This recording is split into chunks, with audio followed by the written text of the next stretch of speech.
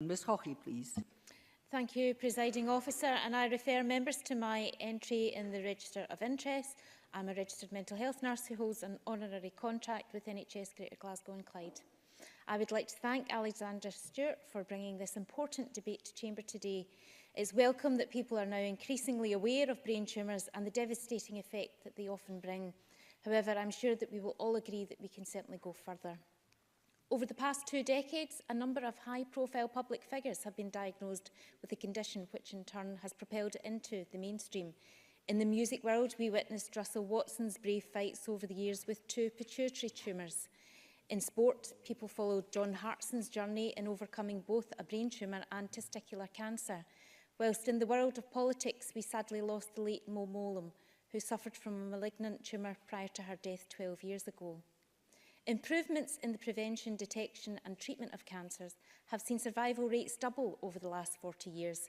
However, progress has sadly not advanced equally for all forms of the disease. Brain tumours are often perceived to be a rare condition. However, around 10,600 people in the UK are diagnosed each year, and it is our 9th most common cancer. In 2014, over 800 people in Scotland alone were diagnosed with a brain tumour. And as Alexander Stewart has already mentioned, although they are less common than other types of cancers. Brain tumours are the biggest cancer killer of children and of under 40s in the UK. Depending on where the tumour is found and on the rate of its growth, brain tumours cause a range of different symptoms. Common signs include headaches, sickness and vomiting. People can be prone to having seizures. Sufferers can see changes to their senses, particularly with their hearing and sight, and people's behaviour can also change. I hope that this debate will not only raise the awareness for people's understanding the effects and the symptoms of having a brain tumour themselves, but also help in picking up such changes in others. Only 1 in 5 people with a brain tumour will survive 5 years, but even more devastating is that 60% of people will die within 1 year. As well as the low survival rate, 60% of younger people will be left with a significant disability.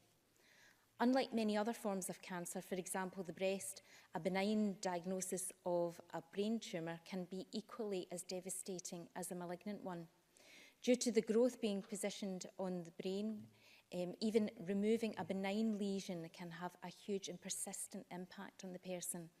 1 in 4 people with a tumour will have sensory loss or lose cognitive functioning. 1 in 3's personality and behaviour will change, while 1 in 2's memory will be impacted. Presiding Officer, for those who survive brain tumours, many will be sadly heavily affected and may live a poorer quality of life. Would the member give way on that point? Yes. Bruce Crawford. I'm very grateful for Claire Hockey's own expertise from her own background has been brought to the Chamber today. I think it's been very useful to me to understand some of these things. I just wonder whether or not you think it's in the circumstances you've described, that it's welcome, therefore, that the Scottish Government are bringing forward a neurological action plan that hopefully can begin to address some of the very issues you're laying out in your excellent speech today. Claire Hockey. I thank Bruce Crawford for that intervention and I absolutely support the Scottish Government's action on this.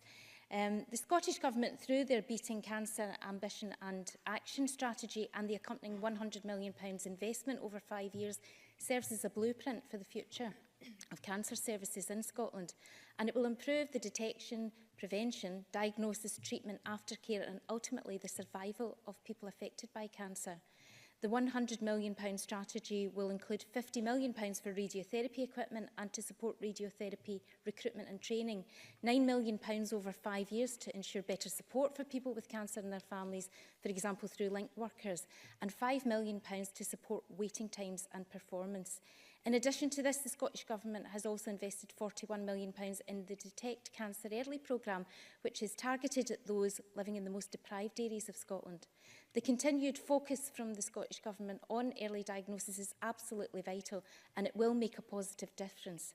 Cancer services have come a long way over the last few decades, but there is much more to be done to reduce mortality rates. Being diagnosed with a brain tumour can be an overwhelming prospect for those affected and their families, so it's vital that we support them from the detection right through to their aftercare. Thank you very much. I call Edward Mountain to follow.